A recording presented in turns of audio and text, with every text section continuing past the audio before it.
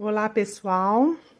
Hoje eu vou trazer o tema, de gestante e o Covid-19, porque esta semana teve muita reportagem sobre isso, porque o Brasil está, sendo considerado como o país com mais morte de gestante pelo Covid-19 e por falta de assistência adequada, como UTIs, como tudo que envolve o cuidado dessa gestante. Então, vamos falar um pouquinho sobre isso, ok? Então, nós vamos pensar que a transmissão é a mesma. Então, a mulher, ela vai ter que ficar atenta com gotículas mesmo, com respiração. Então, o isolamento e a transmissão, não ficar perto de pessoas, manter a distância, usar máscara, ela é fundamental, por conta das secreções respiratórias, das fezes e de objetos. Então, é importante que ela, neste momento, fique um pouco mais isolada.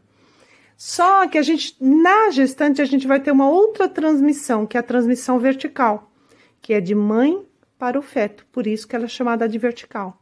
Então, essa transmissão, ela pode acontecer na gestação, no intraparto, e no aleitamento, mas nenhuma dessas daqui, a gente ainda não tem pesquisas suficientes que justifiquem, por exemplo, não fazer o aleitamento materno.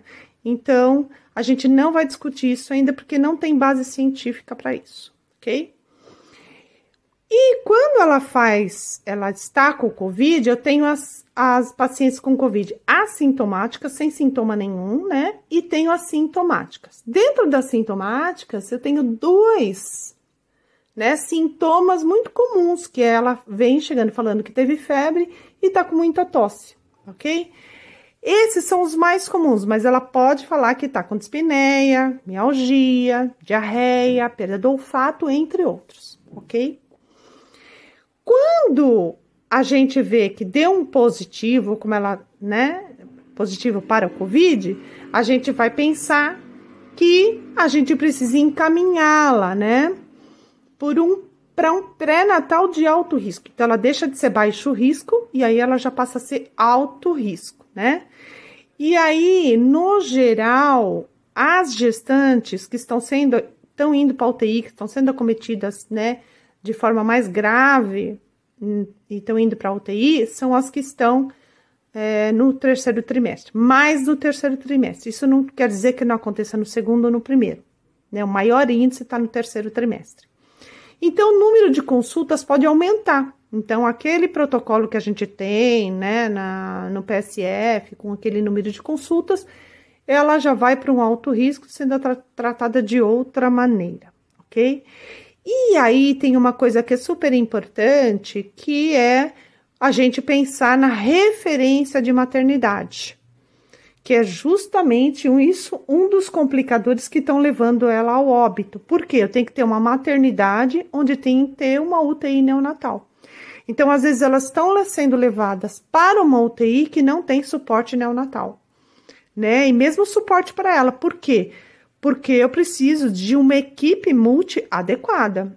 Eu vou ter que ter o médico da UTI, mas eu vou ter que ter o médico obstetra, ok? Eu vou ter que ter um neonatologista. Então, eu tenho que trabalhar em equipe para atender essa mulher. Por quê? Porque a qualquer momento ela pode complicar. Como é que nós vamos pronar, por exemplo, essa mulher que está no terceiro trimestre com uma gestação já avançada, com 40, às vezes aqui 35 de altura uterina, E como que nós vamos pronar, virar ela para, de bruços? Então, muitas vezes, quando ela complica, eles vão ter que tirar o bebê. E a complicação é esse parto ser prematuro. E aí, a gente vai pensar, se for prematuro, e se eles teve que fazer uma cesárea, é uma coisa, porque na cesárea, ela já vai perder 1.500 ml de sangue. Num parto normal, ela perde cerca de 500, é em torno de, ok, pessoal? Se tudo correr muito bem. Então, já partindo daqui, eu já posso fazer um diagnóstico de enfermagem, que é o de risco de perfusão tissular, tanto cerebral, quanto periférica, quanto placentária ineficaz. Então, eu já posso fazer de cara aqui esse diagnóstico, né? Porque imagina numa cesárea ela perder 1.500 ml, sendo que ela já fez febre, já perdeu líquido, sendo que ela já fez diarreia, muitas vezes perdeu líquido, sendo que ela fez dispneia e perdeu líquido. E aí ela entra, né, numa situação que ela vai perder mais líquido ainda, e lembrando que se ela perde 1.500 ml de sangue ou 500 ml, vai junto as hemácias que carregam oxigênio. Então, eu tenho que dar um suporte para essa mulher muito grande. E toda vez que a gente pensa em gestante e em Covid-19, a gente vai ter que fazer uma avaliação de risco para o tromboembolismo venoso. Então, aqui eu tô trazendo o tromboembolismo venoso, que é uma das coisas que a gente vai ter que ficar muito esperta, porque o Covid faz trombo, né? Então, no geral, positiva ou suspeita, pode ser que eles entram com uma heparina de baixo peso molecular. Um dos exemplos é o Clexane. E aí, essa mulher, ela pode usar o Clexane até 10 dias após o parto, até 6 semanas após o parto, mas vai depender do quê? Dos fatores de risco. Então, por isso que o enfermeiro trabalha com o fator de risco, né? Ele precisa olhar para esses antecedentes dessa mulher. Vou dar um exemplo. Vamos supor que ela é fumante. Vamos supor que ela tem hipertensão. Vamos supor que ela já tenha tido trombose numa gestação anterior. Já tenha tido cesáreas anteriores, né? Já tem diabetes, hipertensão, trombo. Tudo isso são fatores complicantes, né? Complicadores nessa situação. Por isso que eu tenho que fazer uma avaliação de risco para a TEV.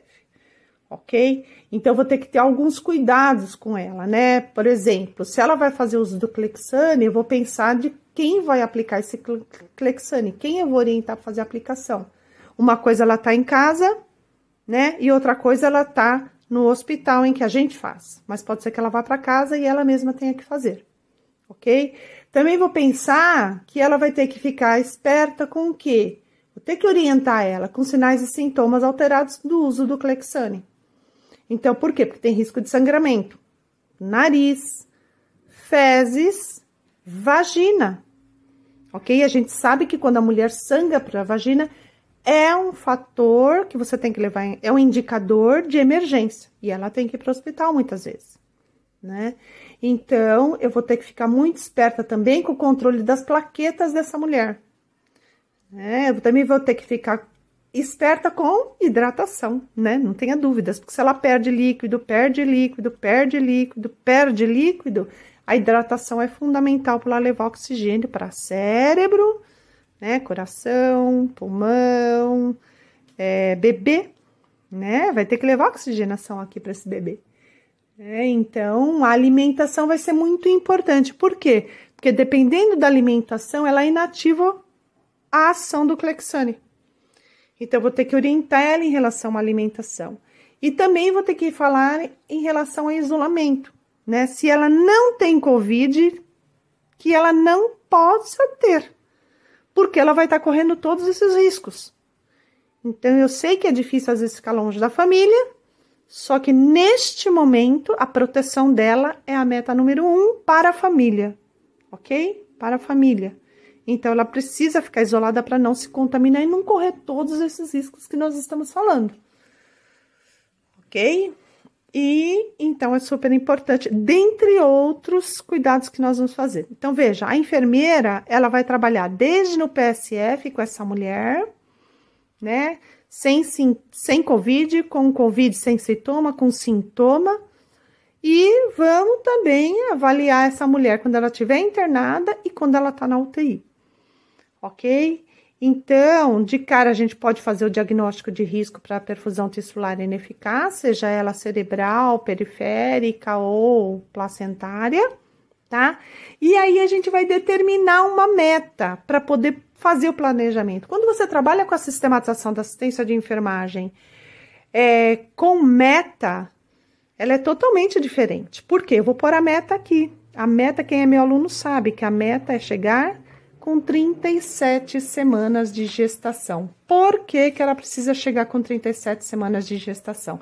Para manter mãe e recém-nascidos saudáveis com o mínimo de intervenção, né? assim, o mínimo de intervenção possível, né? Compatíveis com a segurança da mãe e do bebê. Então, esse parto precisa ser o mais seguro possível, né? Quando eu falo de intervenção, né? Quando eu falo de intervenção, eu falo de intervenção tipo monitoramento contínuo, né? Que possa impedir a gente de fazer um campeamento do cordão em tempo oportuno, que vai impedir o contato pele a pele, que vai impedir uma amamentação adequada. Então, eu tenho que pensar tudo isso faz, se ela chegar com 37 semanas de gestação, isso é possível, né? Eu vou evitar uma intubação nessa mulher, por quê? Porque se eu precisar da intubação, eu preciso fazer uma anestesia geral. E a anestesia não é compatível com o feto, ele afeta a saúde do feto, né? E a gente sabe que toda cirurgia baixa, como por exemplo, a cesárea, mais o fato dela ter fibrinogênio das modificações gravídicas, mais o fato de ter Covid-19, faz ela ter trombo. Então, eu tenho que pensar que toda cirurgia baixa, a cesárea, faz trombo. Então, são muitos riscos, né, que a enfermeira, né, desde do pré-natal até o parto, intraparto e no puerpério e até 6, 7 semanas pós-parto, nós vamos ter que controlar essa mulher. Né? Então, é super importante. Daí, a enfermeira trabalhar com meta, certo? Fazer um bom diagnóstico, trabalhar com meta, para poder fazer um planejamento, poder fazer ações adequadas, repetir e persistir nessa meta, né? Mas o mais importante do que a gente determinar a meta é saber que ações nós vamos fazer para que mãe e bebê fique bem e a família feliz. Então, amanhã vocês vão assistir o meu vídeo aqui, o One Page, de como eu vou fazer o planejamento da assistência de enfermagem dessa mulher, partindo desse diagnóstico e partindo desta meta. Um forte abraço e até amanhã no próximo vídeo. Um beijo a todos!